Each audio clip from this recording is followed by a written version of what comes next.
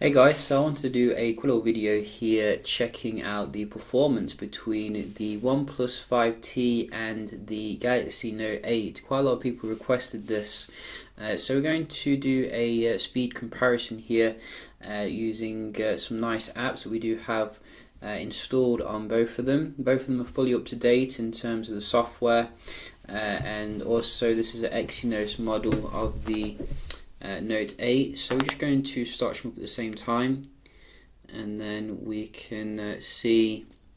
I always miss the reboot there on the OnePlus.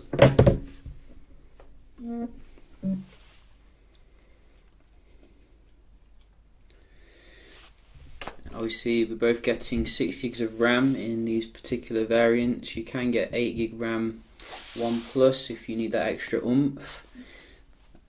But that does push the price up a little bit. The great thing about OnePlus phones is the cost, obviously, to performance ratio, and it seems that the Note does boot up a little bit faster here, which is a good start.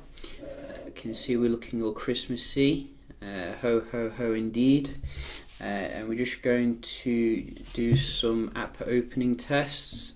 So you can see everything's closed down. And let's go.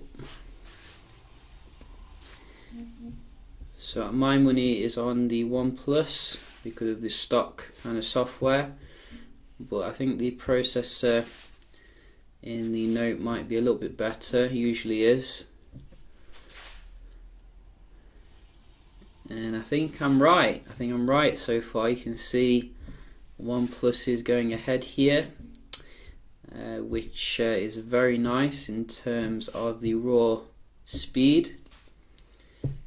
So a little bit of a pop-up there, but not too much difference. Have a look at some of the inbuilt apps. Oh, Note 8 comes back. So you can see, I mean, when you consider that the Note 8 is like twice the price, €800, you aren't too far off here in terms of the performance on the OnePlus. So have a look at the where is it? Clock. Go. Same. I think we have some games installed. And Sega's made my day. They've actually brought some old classics onto the Play Store, so that is pretty nice.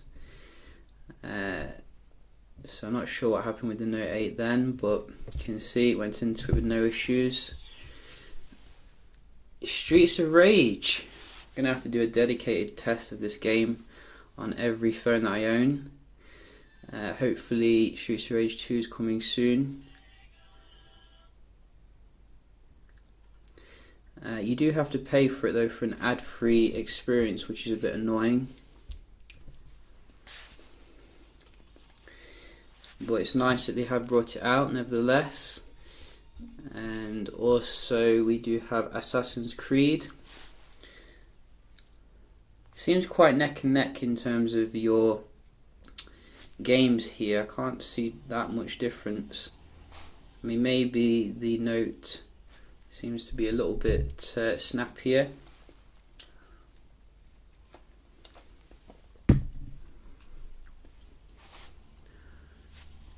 It seems that the OnePlus is making more use of its big display here as well.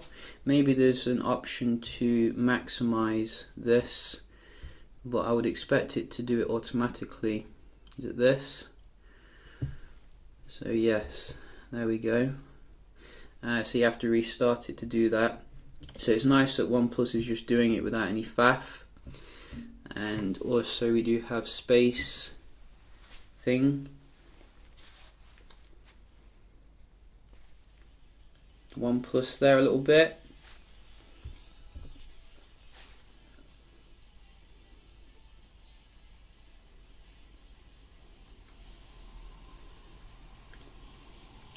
So excellent performance here on the left, as you can see.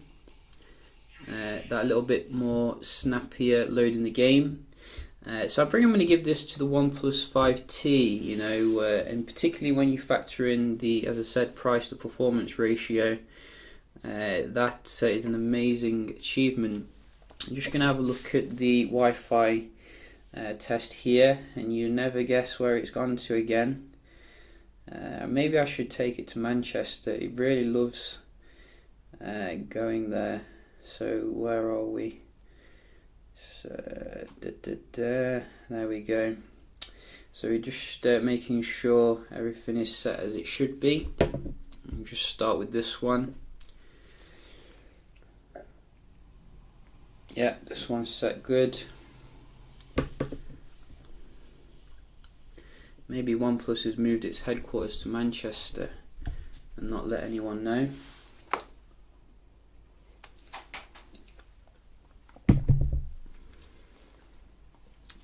So middling score today, well, not bad actually, on OnePlus.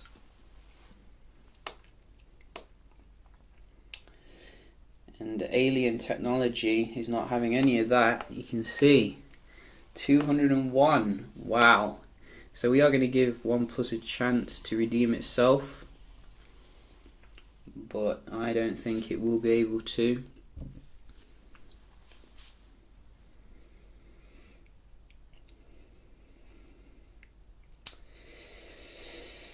Oh, it's going for it.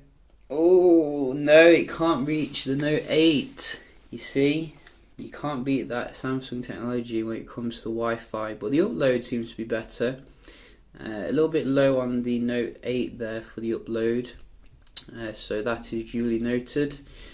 We do want to also check out the web browsing here. So you can see nice big display on both of them for this particular activity.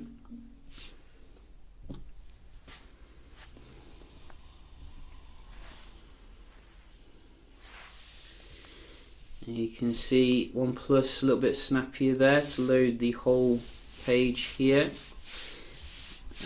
I do think the Note gives you a little bit more content area, and you can also bump up the resolution if you want to, higher one.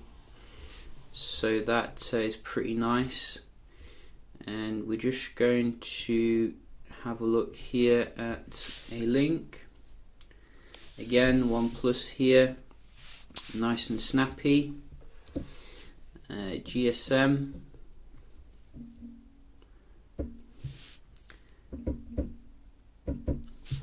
And go. Again, OnePlus.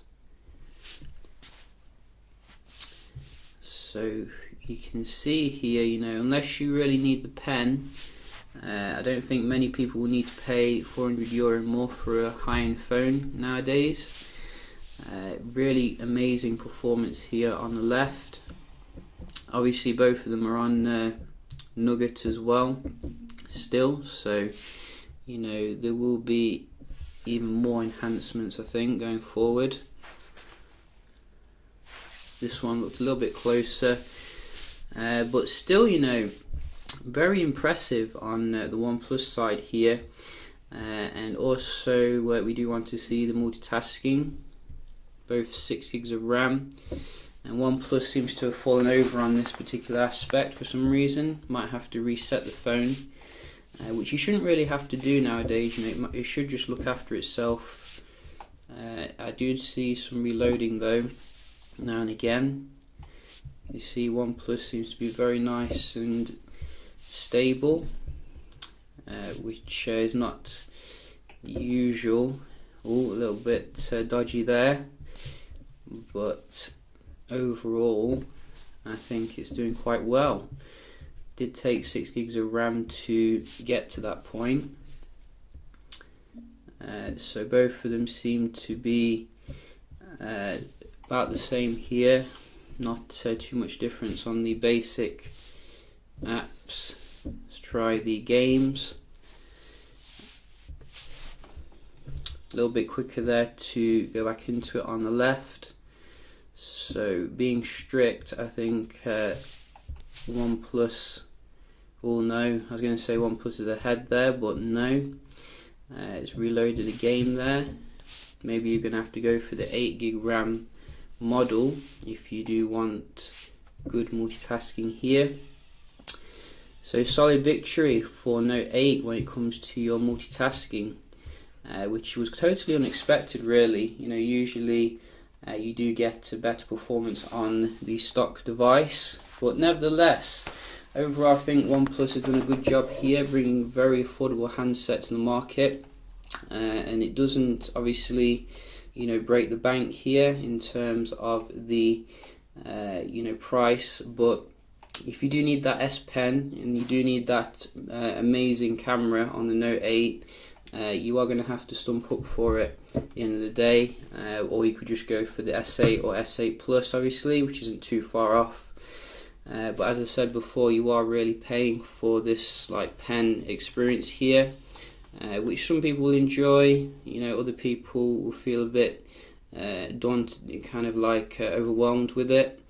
But you know, it's nice that it's there. Personally, I would like to have seen the power kind of features brought back to the Note 8, such as a removable battery, you know, and better spec than the Samsung Galaxy S model.